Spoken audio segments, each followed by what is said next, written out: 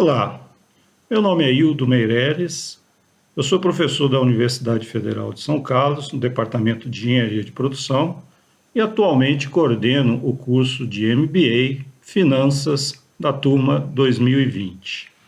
Eu gravei essa breve mensagem para vocês para falar um pouco sobre o momento atual, em particular sobre a pandemia. Há dois aspectos da pandemia, e isso não é novidade para ninguém, que têm efeitos, em primeiro lugar, sobre a saúde, mais importante, mas também efeitos econômicos, sobre o qual eu vou falar agora, né? Nós poderíamos dividir os efeitos econômicos em dois. O primeiro deles diz respeito ao contexto macroeconômico.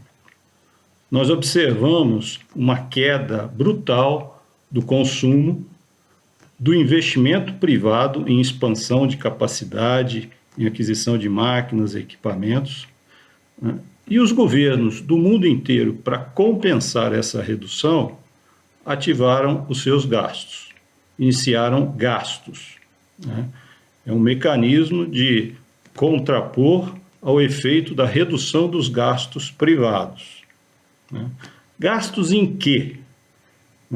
Em particular, gastos em saúde, com o objetivo claro e óbvio de conter a pandemia e combater o vírus, e, em segundo lugar, gastos sob o ponto de vista de ajuda financeira aos indivíduos que estão sofrendo com a paralisia total das atividades, ou pelo menos em boa parte delas, ajuda na forma direta e indireta, né? Ajuda aos indivíduos e suas famílias sob a forma de pagamentos compensatórios, salários, auxílios sob o ponto de vista do desemprego, né?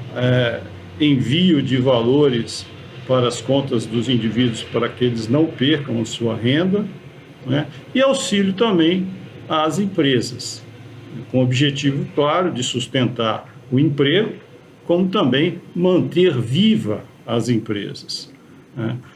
Esse tipo de política macroeconômica já está consolidado a nível internacional. É uma experiência que já vem de longa data.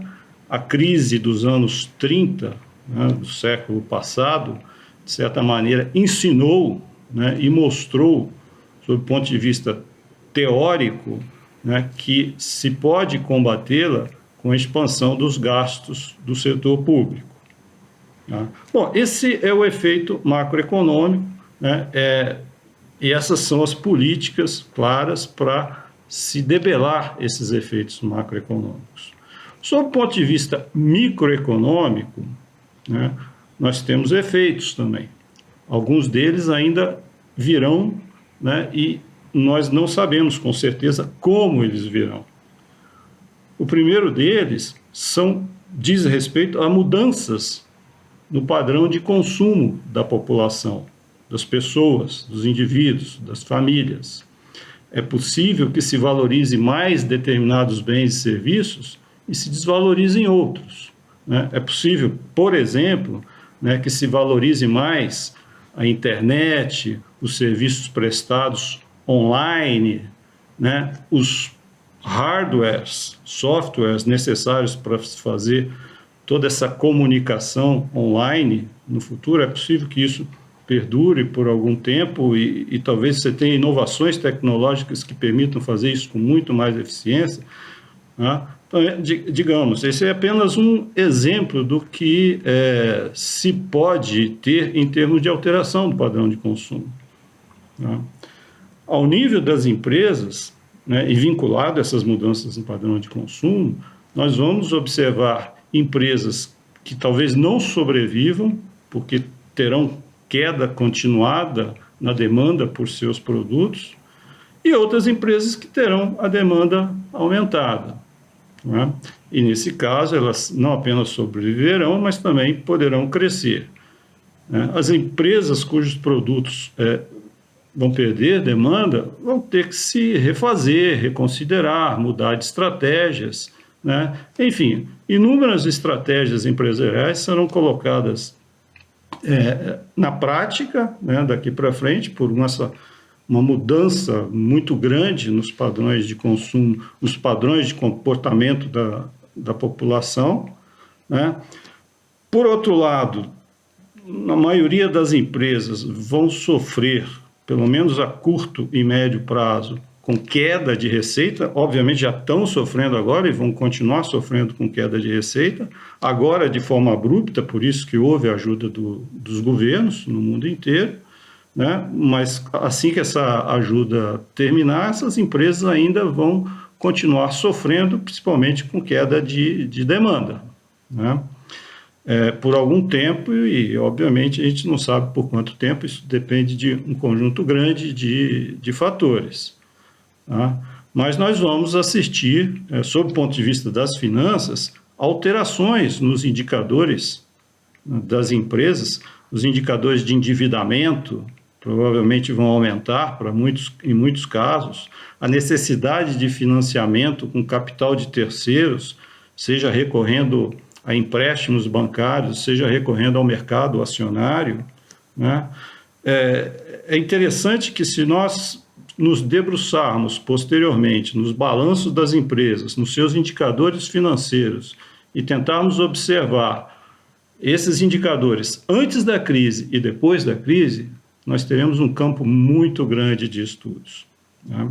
O curso de MBA de Finanças procura fornecer um conjunto de instrumentos, né, que permitirão a vocês fazerem esse tipo de investigação, tentarem identificar as respostas para esse conjunto imenso de perguntas que nós temos sobre o que acontecerá com a economia, com as empresas, com os consumidores, assim que suavizar essa crise, né, que nós estamos passando, essa pandemia, que tem, obviamente, consequências maiores, eu diria, na saúde, né? E é interessante observar que hoje uma pandemia desse tamanho está sendo combatida com armas e instrumentos, né, muito mais avançados do que em pandemias anteriores do século passado, de momentos anteriores da nossa história, e certamente com muito mais sucesso, devido ao avanço científico que nós alcançamos até hoje, né, por todo esse período de acúmulo de conhecimento. A mesma coisa ocorre a nível da economia, a nível da gestão de empresas. Houve um avanço sob o ponto de vista teórico, sob o ponto de vista científico, né? Esse avanço, inclusive, é que permite a formulação desse conjunto imenso de políticas públicas que foram colocadas em prática, exatamente para evitar que a crise seja muito mais violenta, né? E, obviamente, um conjunto de instrumentos para análise das empresas, análise das finanças dessas empresas, conjunto de indicadores, né, que permitem fazer um diagnóstico antes e depois, né, a evolução, né, a nível das empresas, para que se possam tomar decisões e estabelecer estratégias a nível empresarial, a nível dos indivíduos, enfim. A ciência ajuda, né? E nós estamos aqui, enquanto professores, trabalhadores da universidade, com o objetivo de transmitir esse conhecimento científico para a população, para os nossos alunos, para que eles mesmos possam ajudar na análise de uma complexidade muito grande que é a economia e a gestão de empresas, bem como suas finanças. Era isso, muito obrigado e até breve.